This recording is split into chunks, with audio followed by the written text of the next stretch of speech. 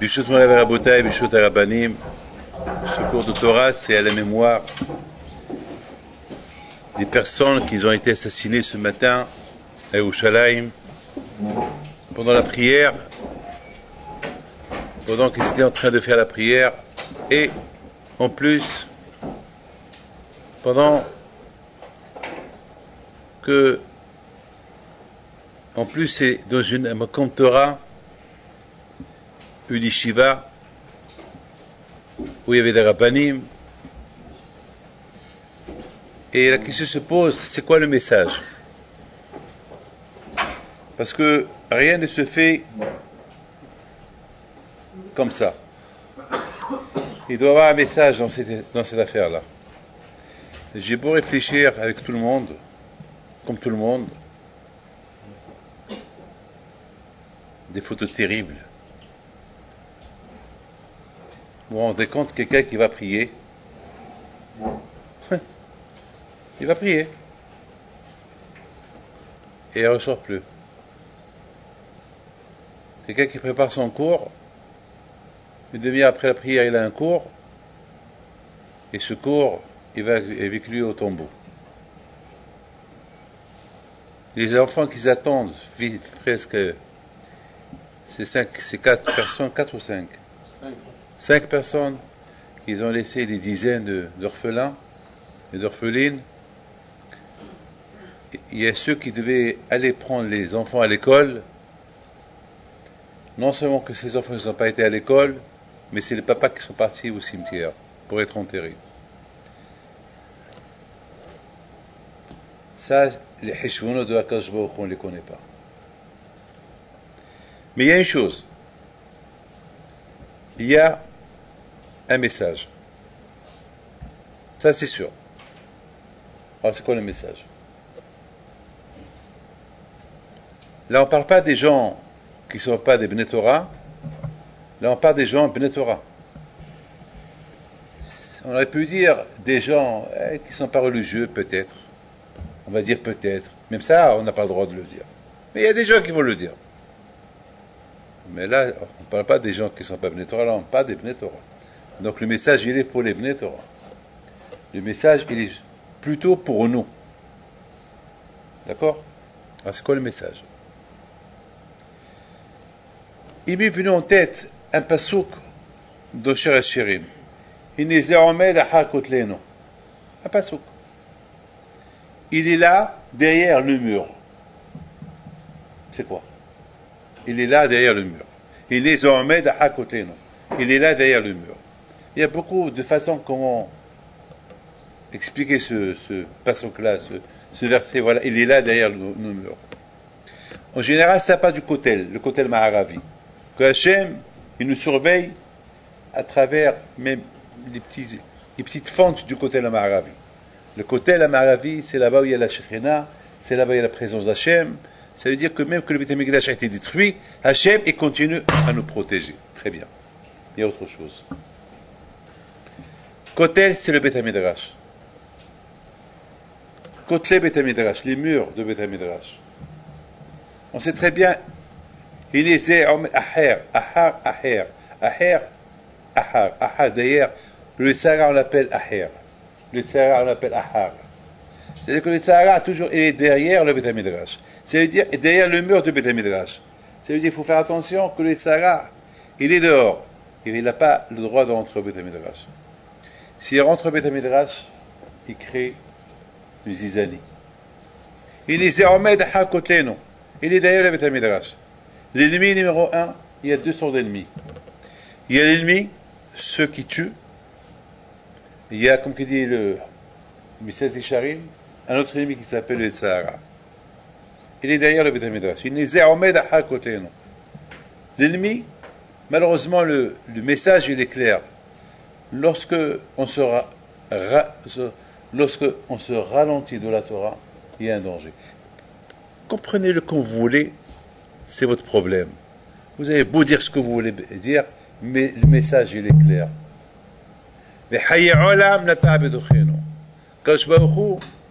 il a planté en nous Hayya Olam. La Torah s'appelle Hayya Olam, la vie éternelle. Ça veut dire que lorsqu'il n'y a pas Hayya Olam, alors malheureusement le danger est grave. Et malheureusement c'est les Bnei Torah, c'est les Bnei Torah qui ont reçu malheureusement ce message. Toujours à Kashvor, il cherche les tzadikim, les korbanot. Kashvor ne va pas chercher n'importe qui. Kashvor va chercher Bedavka. Il va chercher des Bnei Torah, ceux qui étudient la Torah, ceux qui sont attachés à la Torah, et c'est eux qui vont être le porteur de message de Akash Baruch Hu. Eux, ils sont Vadaï Gan Aïden à Olam Haba. Vadaï, de plus, qu'ils ont été tués par ceux qui de Shachem, alors Vadaï, ils sont à Gan Aïden, c'est 100%. Mais ils ont laissé, il y a un message dur, très dur, un message cruel, un message que personne ne veut être porteur de ce message. Personne. Aucun ne voudrait être porteur de ce message qu'il est terrible. Personne. Mais malheureusement, c'est ça. Kashvachu, il choisit. Non, on ne choisit pas, mais c'est lui qui choisit. Il est Ahmed à Kotleno. Malheureusement, c'est ce qui s'est passé ce matin dans un Beth Midrash, une synagogue. Des gens qui sont partis prier à Hachem, étudier la Torah après, et c'est eux qui ont ce drame message à nous porter. Il est Ahmed à Kotleno. Lorsque on se ralentit de l'étude de la Torah, l'ennemi, il est derrière le mur, derrière la yeshiva, derrière la synagogue. Il est là-bas, ou le tzara, ou le vrai ennemi. Mes amis, dans la paracha d'aujourd'hui, la Torah nous donne un message terrible. Le message qu'il est Vegdilo Haneharim. On nous parle de Yaakov et Esav dans la paracha de Toledot. Et qu'est-ce que la Torah veut nous apprendre de Esav et Yaakov qu'ils ont grandi et que Esav était un chasseur et que Yaakov était à la yeshiva. C'est quoi le message? Alors quoi? On sait que tu es chasseur, tu es ben Torah. Et alors, c'est quoi le message? Il doit y avoir un message. C'est quoi la Torah? Elle a rien à faire, la Torah, pour nous raconter. C'est simplement, mes amis, que la Torah veut nous enseigner un enseignement extraordinaire. Que beaucoup de fois, je répète, on a beau être les petits-enfants de Rabbi Haim Pinto, on a beau être les petits-enfants de Rabbi Haim Taib Lomet, on a beau être les petits-enfants de Rabbi Yaakov Sarah, on a beau être les petits-enfants de Rabbi Shimon Bar Yochai, on a beau être les petits-enfants de Hatam Sofer, n'importe quel tzaddik que vous voulez, mais vous n'êtes pas protégé. Ça ne veut rien dire. Tu es le petit-fils, tu es le fils, ça ne veut rien dire. Qu'est-ce que tu es, toi? On pointe sur toi, qu'est-ce que tu es, toi? Moi, toujours, j'ai dans ma tête une imagination extraordinaire. Hein, chaque année, je la répète, mais c'est un limoud. Moi, toujours, j'imagine Avraham Avinu, parce que n'oubliez pas que Avraham, Yitzhak et Yaakov, pendant 14 ans, Esav était avec eux. C'est-à-dire que Esav, il a eu le zchut d'être assis avec Abraham, Yitzhak et Yaakov. Alors, vous imaginez, moi je fais quelqu'un qui imagine. Abraham Avinu, c'était le tzaddik de la génération de l'époque. Je suis sûr et certain qu'à Shabbat, il y avait du monde, Anar, Eshkol, et Mamré, et Avimelech, je ne sais pas, tous les gdoulim de son époque, tous les élèves, tout ce qu'ils ont fait Teshuvah, ils venaient chez lui, il avait une grande tente. Ils étaient là en train de faire Shabbat. Il y a Kibon, Alam, ils chantent tous, 100%. Et Abraham, il fait un tiche, il donne un Dvar Torah. Yitzhak aussi, il donne un Dvar Torah. Et Yaakov aussi, ce qu'il a pris au Heder. Même Esav, il aussi va dire un petit mot qu'il a écouté chez Ve'ever. Tout le monde. Moi, j'imagine Esav qui était là, il a vécu avec Abraham, Yitzhak, Yaakov. Et soudainement quoi? Ils ont grandi. C'est quoi le message? Qu'est-ce que la Torah veut nous apprendre ici? La Torah veut nous apprendre que le Hassin, on n'est pas protégé. Hassin, c'est une protection. On n'est pas protégé. C'est pas parce que j'ai été dans le tiche de tel et tel, c'est pas parce que je suis petit-fils d'Abraham, c'est pas parce que je suis petit-fils d'Yitzhak ou de Yaakov que je suis protégé. Non! Tu es protégé, mais qu'est-ce que tu es, toi? Lorsqu'on dit à Torah Magina Matsuli, si tu l'étudies, Lorsqu'on dit que la Torah elle protège, si tu l'étudies. Tu l'étudies pas, eh ben, pourquoi tu veux qu'elle te protège? Et je vois Rabotai avec Dylan et Harim, c'est que les deux enfants ils ont grandi. Et beaucoup des fois on entend ça. Et je vous donne la parole d'honneur. Il y a par exemple, je m'excuse de vous le dire, mais c'est quelqu'un qui a goûté l'étude de la Torah et qui sort de l'étude de la Torah pour faire autre chose, quand même, c'est un peu grave. Sauf s'il a un héter d'un rave parce qu'il n'a pas de parnassa ou quelque chose comme ça. C'est un peu, c'est pas logique. Lorsque tu étudies la Torah, quoi? Tu n'aimes pas la Torah? C'est pas possible. Sauf s'il y a un héter d'un rave qu'il faut la parnassa ou il y a, je sais, mais c'est un comme ça. Quitter l'étude. Tu as étudié beaucoup des années, tu quittes la yeshiva, c'est dur. Je comprends pas. C'est un peu dur. D'ailleurs, il y a, dans le Pirkei Avot, c'est écrit comme ça. C'est écrit, il dit Bishimon, Amhalech Baderech, celui qui est dans le chemin, Ve'otzimi Mishnato. Il s'arrête, il dit, Mana e Elanze. Oh, quel bel arbre. Vous savez, en Argentine, il y a là-bas, je ne me rappelle pas quelle rue, j'ai oublié la rue, là où ma fille, elle avait fait, lorsque ma fille était là-bas, elle a fait une opération, il y a 10-15 ans, il y a un arbre, là-bas maintenant c'est l'été. Aujourd'hui maintenant, là-bas c'est l'été. Mais lorsque c'est l'été chez nous là-bas, là-bas c'est l'hiver.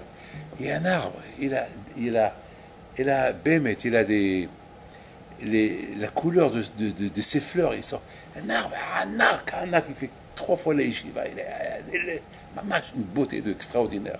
Une beauté extraordinaire. Il y a 2 arbres, il y a un qui est rose et un qui est bleu ou vert, c'est extraordinaire. Alors il dit, Bishimon, tu étudies la Torah, tu passes avec ta voiture devant cet arbre-là, et tu dis, Marabou Ma'asech Hashem, il est condamné à mort. Il met sa vie en danger. Quoi?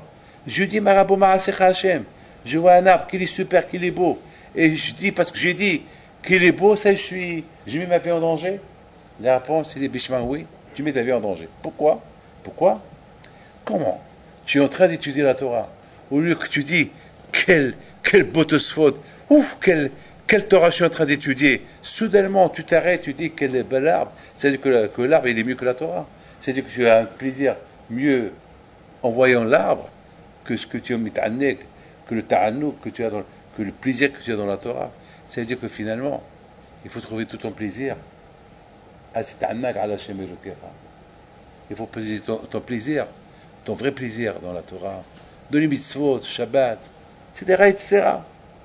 Alors, Esav Ishsadeh, c'est comment Esav, toi, tu as grandi avec ton père et ta mère, ta mère, ton grand-père et ton frère Yaakov, et tu veux être Ishsadeh? Comment? C'est pas compatible. Ce que tu as reçu chez ton père, comment tu es Ishsadeh?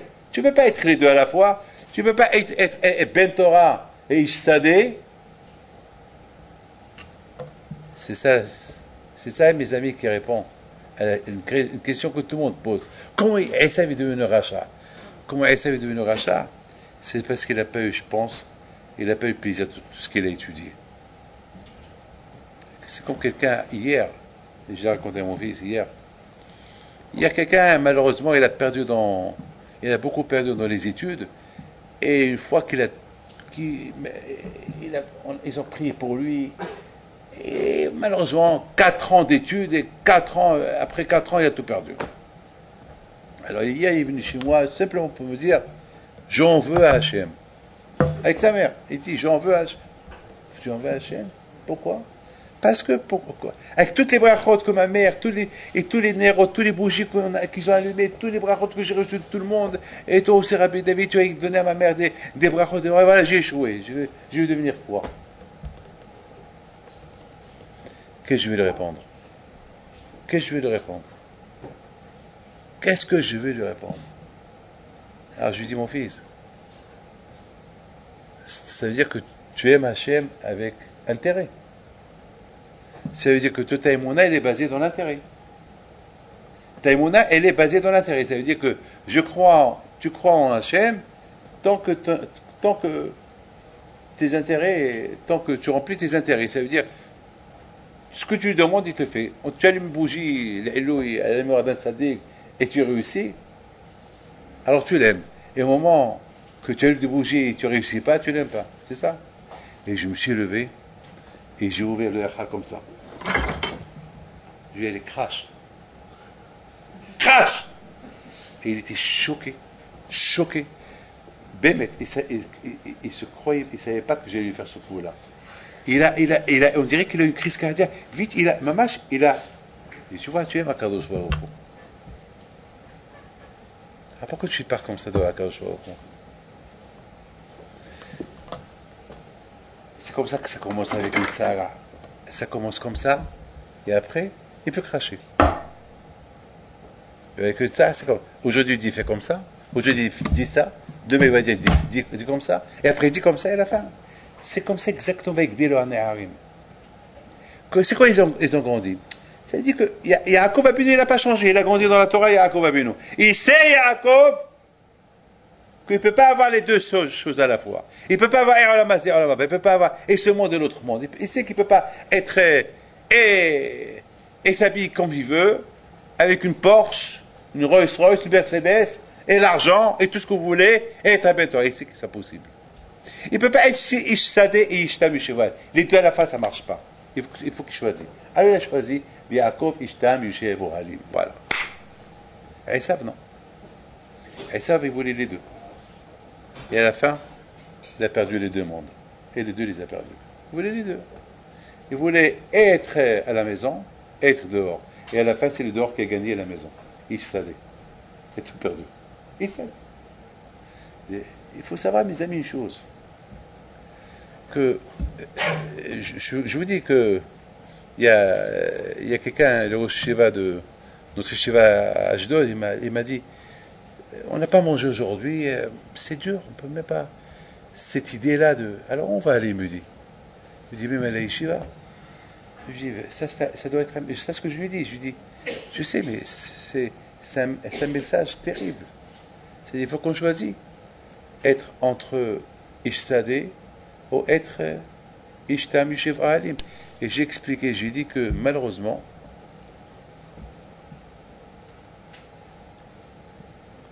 que bien, chacun de nous, on doit faire Heshmon Nefesh. Si ce qui s'est passé, c'est pas normal, hein, je vous le dis. Hein. Ça nous ramène beaucoup en arrière, là. Hein. Ça nous ramène beaucoup en arrière. Ça veut dire, ça nous donne des images de pogroms qu'il y avait en Russie, en Pologne, en Ukraine, à Oujda au Maroc. Il y avait un pogrom comme ça, où ils ont assassiné 40 personnes, il y a longtemps. Ma belle-mère, elle se rappelle un peu de ça, j'ai oublié la ville où ça s'est passé exactement. Ça me rappelle des souvenirs pas bien. Et avec ces souvenirs, il y a un message. Hachem eno mevater al kvodo. Kadosh Baruch Hu, son kavod, c'est la Torah. Vikvodi, il y a le prophète qui dit que mon kavod, je ne le donnerai pas. L'Aher. Vikvodi, il y a un passage que je ne donnerai pas à un autre. Et je pense que le message, il est clair. Le message, il est très clair. Hier, au Shiva de Kotora, dans mon bureau, lorsqu'on parlait un peu de Zikoy Rabim et l'étude de la Torah, il m'a dit une phrase. Il m'a dit une phrase que je l'ai dit toujours. Aujourd'hui, c'est pas que les Bnei Torah, ils ont l'obligation d'étudier pour être protégés. Aujourd'hui, un Baal Habayit Pashut, s'il n'étudie pas, il tombe. Comment un Baal Habayit, il peut être juif s'il n'étudie pas? Bémet, il a raison. Et c'est le Hémet. Déjà nous, les Bnei Torah, on a un problème. Sans Torah, on peut tomber. Et vous croyez qu'un Baal Habayit, comment un Baal Habayit il peut devenir? Un Baal Habayit sans Torah, il tombe. Il peut tomber, un Baal Habayit sans Torah, il tombe. J'ai reçu aujourd'hui quelqu'un, un monsieur le pauvre, il m'a fait de la peine. Hein. Je ne vais pas vous dire dans quelle ville ça s'est passé, ce que je veux vous raconter. Ma mâche m'a déchiré le cœur. Lui et sa femme m'ont déchiré le cœur. Arrive Shabbat, il vient à la synagogue, il voit sa fille qui a 18 ans, elle n'est pas à la maison, il demande à sa femme, elle est où? Il lui dit, ben je sais pas. Depuis, elle n'est pas venue de l'école, je sais pas. Je sais pas, elle n'est pas venue. Donc, ils étaient tard dans la nuit, ils sont partis à la police. La police, il a dit, attends, elle vous a appelé? Non. Elle a 18 ans, elle est majeure, elle peut rien faire. Alors quoi? Peut-être elle est chez un copain, c'est une copine. Mais nous, on est juifs, Shabbat. Ben, on ne sait pas, on ne peut rien vous dire. Les pauvres, vous imaginez, ils ont pensé que la police peut les aider. La police dit, bon, on ne peut pas Stam chercher, mettre de la police. Parce que si vous nous dites qu'elle est en danger, elle n'a pas appelé, ou elle était petite, bon, on va la chercher, mais là c'est parti dans un parc, on peut aller, mais là, partir à l'école, ça arrive, beaucoup de filles ne retournent pas à l'école, ils vont chez des copines, et puis c'est vendredi soir, elle est partie aux discothèques, mais c'est des juifs, on est juifs, nous, il n'y a pas ça chez nous. Ben, il n'y a pas ça chez vous, il y a un policier qui dit, ah, peut-être, vous allez avoir des surprises avec elle, peut-être. Comme ça, il lui a dit, hein.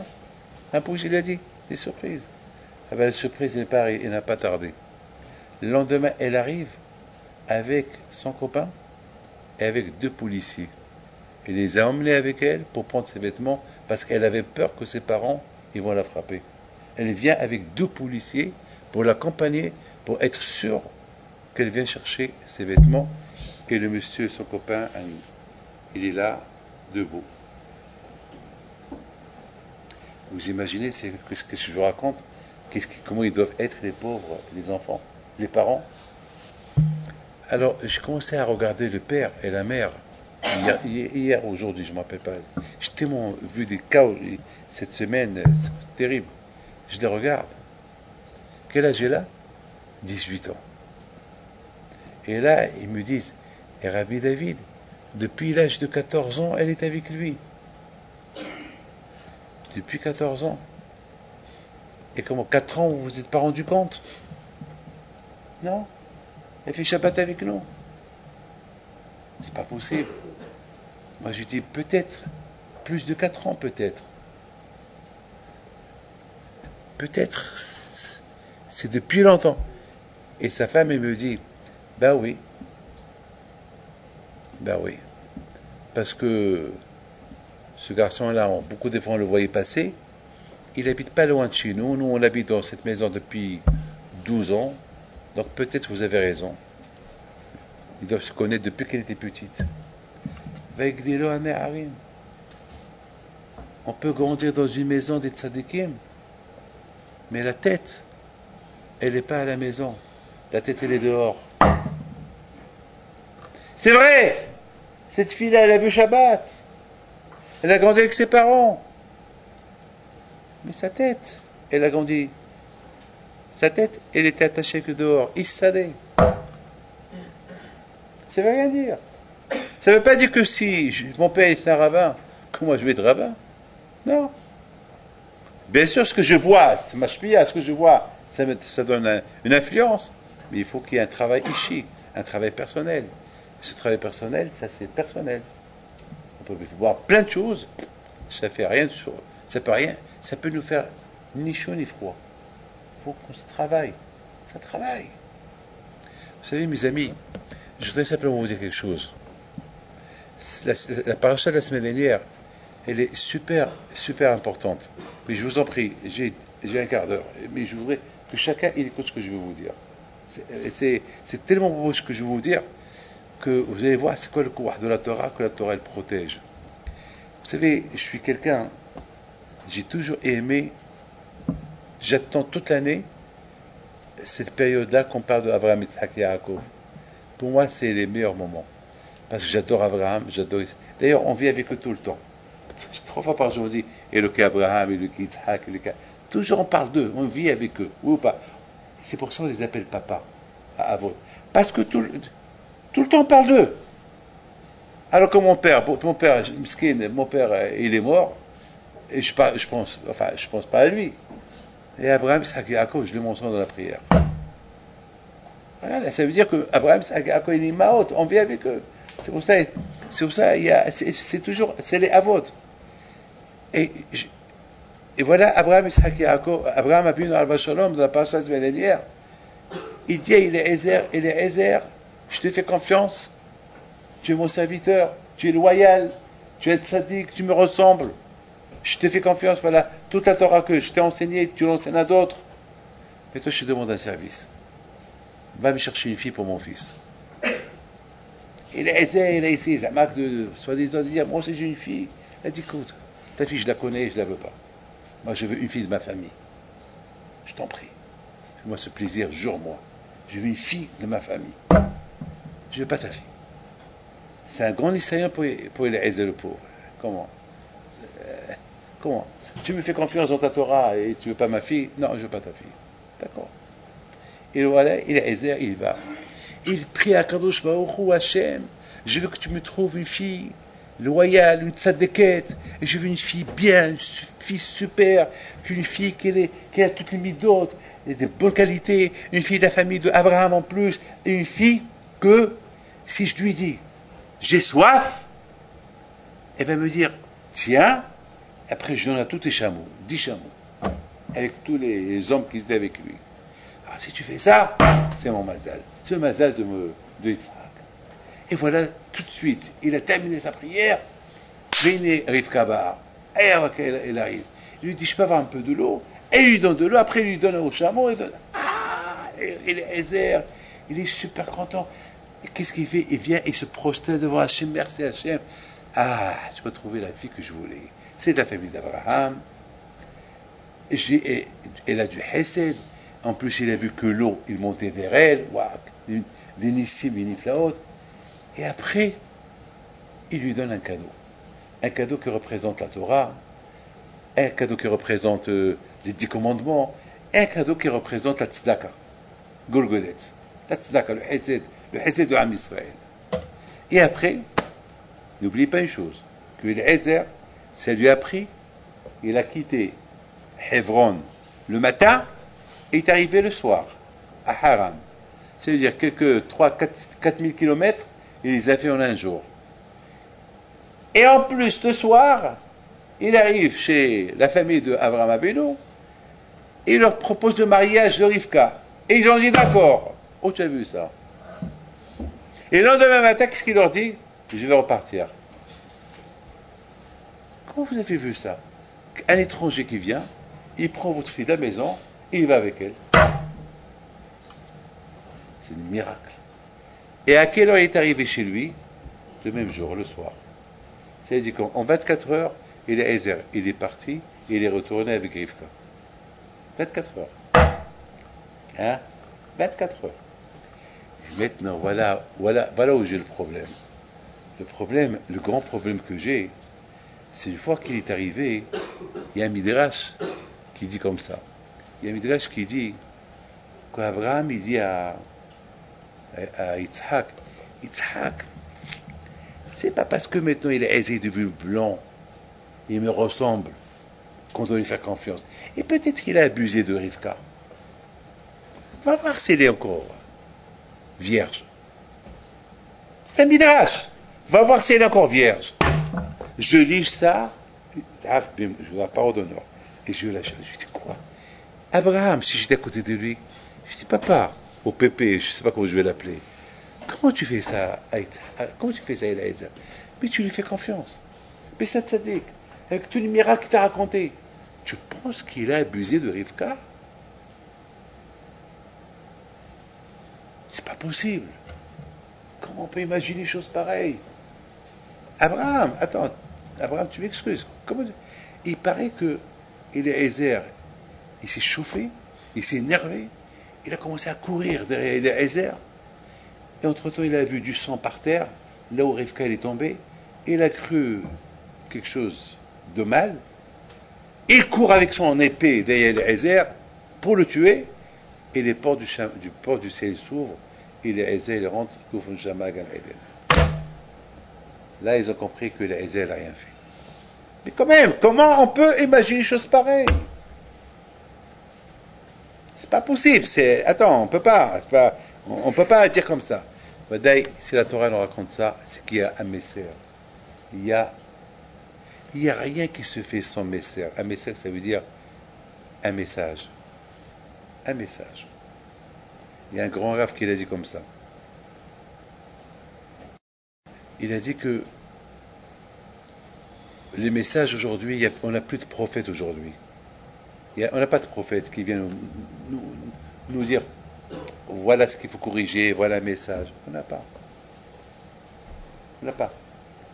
Alors qu'est-ce qu'il fait à Akadosh Baruch Hu? Les messages d'Hachem viennent comme ce qui s'est passé ce matin. C'est dur. Je sais que c'est dur. Hachem Ishmor, on veut pas faire partie de ces gens-là. On veut pas. Ça fait peur. Hachem Ishmor. Mais malheureusement, nul n'est, aucun n'est protégé. Aucun n'est protégé. Aucun n'est protégé. Vous connaissez monsieur... Il n'est pas là, monsieur Siboni, non? Il n'est pas là, non? Il n'est pas là.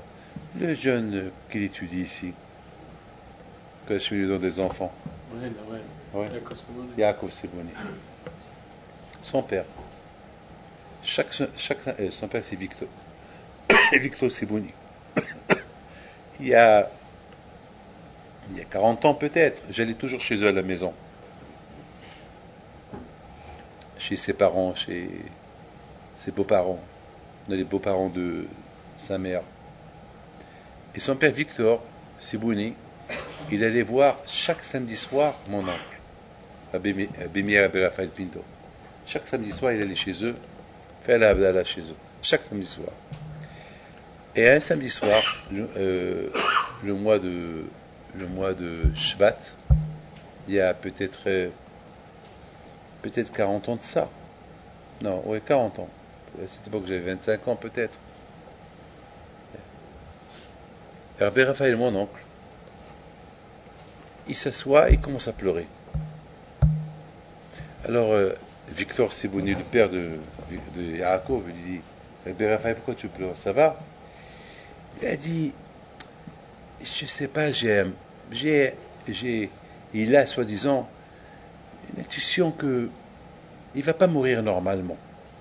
Il y a une Gezerah, il lui semble que c'est lui qui va la prendre. Alors Victor Siboni, le père de Yaakov, il dit, non mais non, Rabbi Raphaël, tu ne penses pas comme ça. Il dit, bon. Et 2 jours plus tard, ça s'est passé quelque chose de grave chez lui à la maison. Il y a un voisin qui habite avec eux à la rue Commandant Provost. Il savait qu'il y avait de l'argent dans la maison, que Rabbi Raphaël Pinto, son frère mais Pinto, ils avaient de l'argent, ils recevaient beaucoup des gens.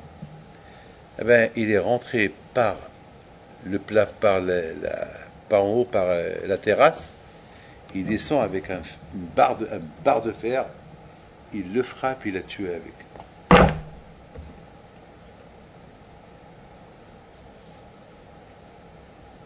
Et c'est lui qui nous a raconté ça. C'est-à-dire que lorsqu'il y a des xérotes, c'est-à-dire qu'ils m'y prennent ces xérotes-là. Et je me rappelle que lorsque je suis venu de la France au Maroc pour surveiller, pour rester avec mon oncle, Abimir Pinto, je lui dis à Abimir, tu peux me dire qui l'a tué? Mais tu étais là, parce qu'il est mort ici. Donc tu étais présent, tu l'as vu en train de frapper. Il a répondu, il me dit, non, je ne peux pas te dire, si je te dis, j'ai peur, il va venir me tuer. J'ai dit, mais attends, mais on est là, on te protège. Il y a la police qui est dehors, et tu n'as rien à avoir peur. Il n'a rien voulu dire. Mais il a dit une phrase. Il a dit, dans 30 jours, vous saurez qui est-ce. Mais d'abord, latinium, en arabe. Je dis, pourquoi 30 jours? Qu'est-ce qui va se passer dans 30 jours? Eh bien, 30 jours plus tard, c'est Abimir Pinto qui est décédé. Et alors qu'on a terminé Shema Israël sur lui, on a vu la police qui est rentrée et ils ont arrêté le monsieur. Ils ont arrêté l'assassin. Comme qu'il a dit Rabbi Meir Pinto, il a dit en 30 jours ils vont l'arrêter. Et bien, le jour qu'il est mort, ils l'ont arrêté. Mes amis, c'est des tzadikim qui vivent avec la Torah tout le temps.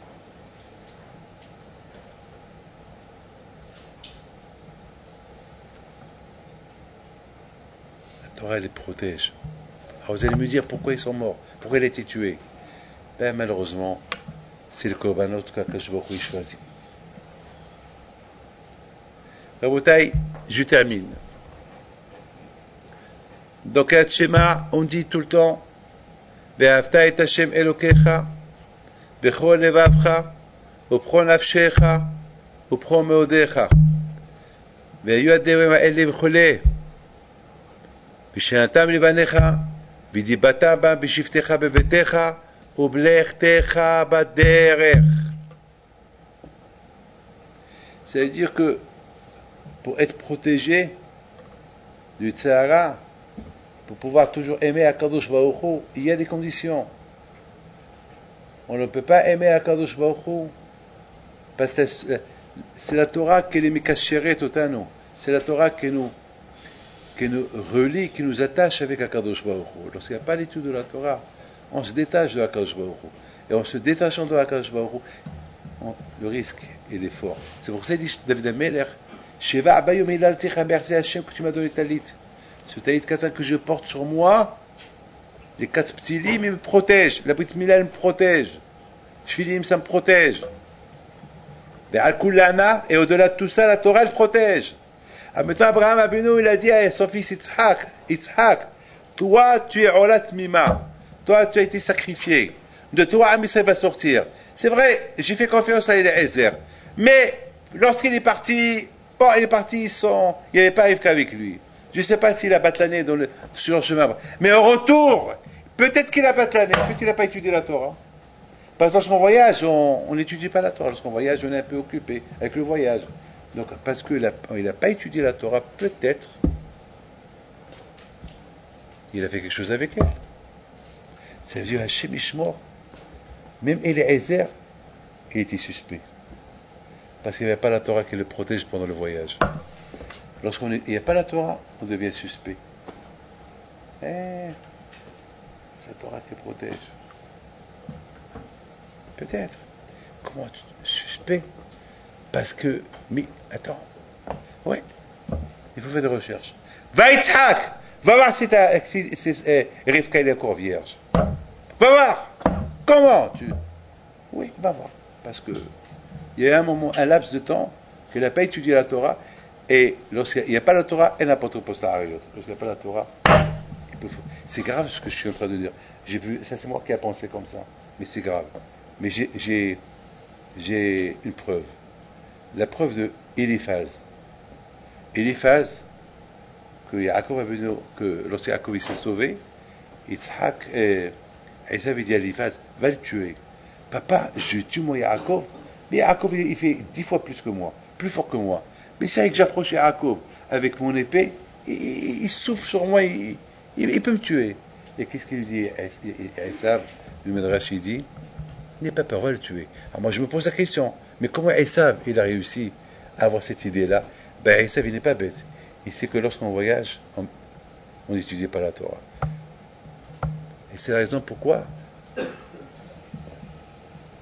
Et Esav il dit, Eliphaz, mon frère il s'est sauvé. Et maintenant, on se sauve parce qu'il pense que je vais le tuer. Donc, 100% n'étudie pas la Torah. Pendant ce laps de temps qu'il n'étudie pas la Torah, tu peux profiter pour l'étudier. David HaMelech, pendant qu'il était en train d'étudier la Torah, le Malacham avait été là. Il n'a pas réussi à le tuer. Shabbat, Shavuot, David HaMelech, il a 70 ans, le jour de sa mort est arrivé. Et David HaMelech, il savait que pendant qu'il étudiait la Torah, le Malach HaMavet ne peut pas prendre son âme. Il a fallu que le Malach HaMavet il fait du bruit dans la guina, dans le jardin. Et David HaMelech, il a vu les yeux pour voir d'où ce bruit-là il est venu. Et c'est là que le Malach HaMavet, il a profité pour lui prendre son âme. Donc vous voyez, à Bretagne, le kouah de la Torah, comment il protège.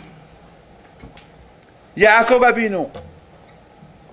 Il envoie des malachim chez Esav pour lui dire voilà j'arrive. Et Esav il n'a pas peur, il vit avec 400 personnes. Quoi, t'as pas peur de lui? Non, il n'a pas peur. Il est avec 2 mahanot. Il a 75 000 chiens qui gardaient son troupeau. Imaginez-vous combien de millions de vaches et de brebis et de Il avait Yaakov Abinu. Il devait être occupé, il s'est dit à Esav, il doit être avec ses ordinateurs, Yaakov, en train de voir qui est né, qui est mort dans sa bétail. Il n'étudiait pas la Torah, donc je peux en profiter. Mais qui est comme Yaakov Abinu, il s'en fout de son argent. À cette époque, la photo de Yaakov Avinu elle est gravée à côté du trône de Hakadosh Baruch Hu. Pourquoi? C'est quoi qui a fait que Yaakov, sa photo elle est gravée? La Torah Kedusha. Un homme rabotai qui étudie la Torah, Yishtahu temet bashamayim. Quelqu'un qui étudie la Torah, il a un tampon dans le ciel. Son tampon avec son affiche, avec sa photo. Torah Yaakov Emet. Pourquoi il s'appelle Yaakov Titen Emet Yaakov? La Torah Kedusha. Rabotai, avec tout ce que je vous ai dit maintenant, vous comprenez très bien. Yaakov Ishtam Yoshev Ohalim. Yaakov Ishtam Tam avec le kollel, c'est combien? Emet. Yaakov Ishtam Yoshev Ohalim. C'est quoi Tam? Le kollel de Tam, c'est Aleph, Emet. Et la Torah s'appelle Emet. Yaakov Ishtam Yoshev Ohalim. Il a grandi depuis sa jeunesse. Il est attaché à la Torah. Il a compris que je peux pas être et dans la Torah et dans le business ou bien autre chose. Il a compris que ça y est. Yaakov Ishtam Yoshev Ohalim. Il a compris. Depuis sa jeunesse, il a choisi ce chemin-là. Nous, c'est pas tout le monde qui peut étudier la Torah. Il faut qu'on travaille. Il faut qu'il y ait Ménaché. Pardon. Il faut qu'il y ait Issachar, Zvulon. Il faut qu'il y ait des gens qui ont des bureaux. On a besoin de tout ça. Bien sûr. On a besoin de tout ça. Mais, pour le chemin de Yaakov Abinu est, si tu es Zvulon, il faut que ça soit ton business, Emet, tout ce que tu fais, dans le Derech Emet, Yachar, dans la droiture, ne vole pas. Il y a quelqu'un qui est venu chez moi hier. Il m'a dit, je viens simplement pour te dire, tu m'as déconseillé de faire ce travail-là. Il y a un travail qui font en Israël, un travail qui, même en France, qui n'est pas cachère. Et je lui dis, c'est pas cachère. Il y a 3-4 mois, il voulait une bracha. Je lui dis, je peux pas te la bracha parce que c'est pas cachère. Il m'a apporté toutes les preuves que c'est cachère. Je lui dis, écoute-moi, ce truc-là, ce forest-là, comment on appelle ça? Hein? Le forest, je lui dis, pour moi, ce forest n'est pas cachère. Ne le fais pas. Ne le fais pas. Mais je lui dis, si vous allez en Israël pour faire ça, vous faites une erreur. Ah ben, ils sont venus les 3 chez moi. Je dis, alors, vous êtes partis en Israël ou pas? Ils m'ont dit, non. Parce qu'on est parti, on avait commencé, il se fait, et c'est du vol. On ne peut pas le faire. Je dis, ah ben, vous avez bien fait.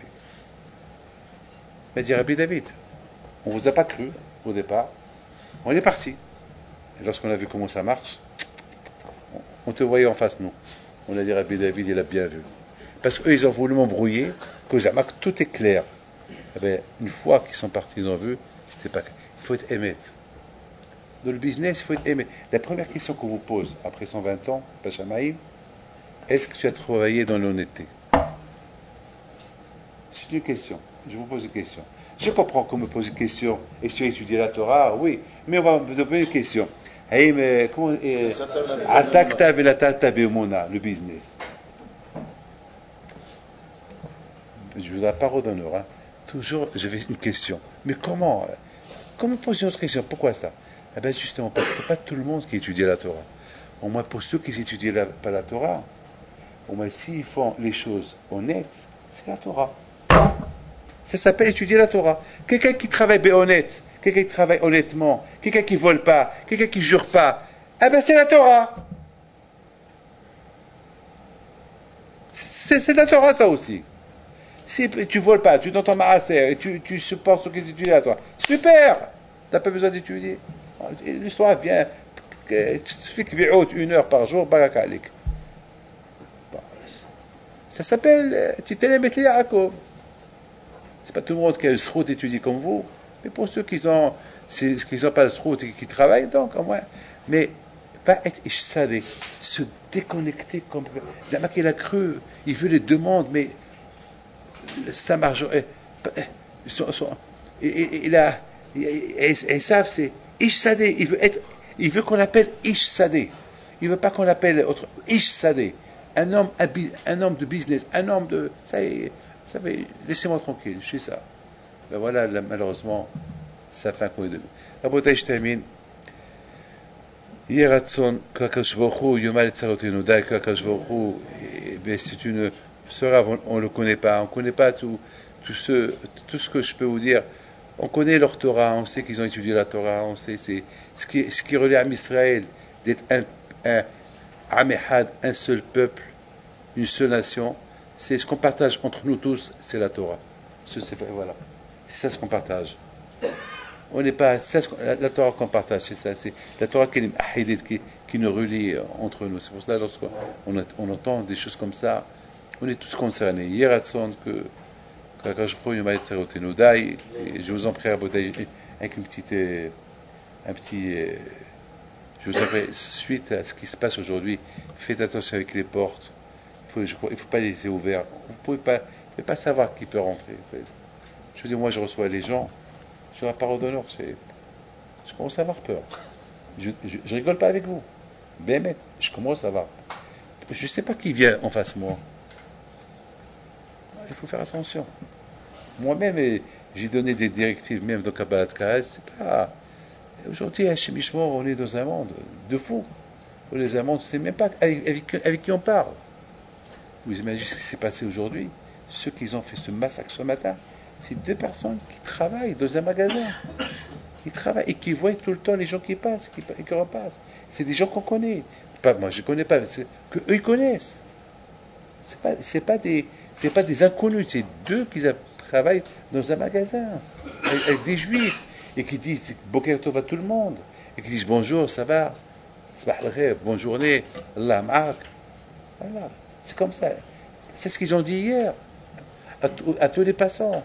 2 personnes que tout le monde. Et c'est 2 personnes qui viennent avec des haches, avec des couteaux. Et en plus, ils choisissent qui ils vont frapper, qui ils vont tuer. Bon, qu'est-ce que je vous dis? Que Hachem, il fasse qu'on verra plus ces choses-là et que Hachem, il nous apporte M. Hamel Kenaratson. Voilà, je vous laisse et que Hachem vous protège.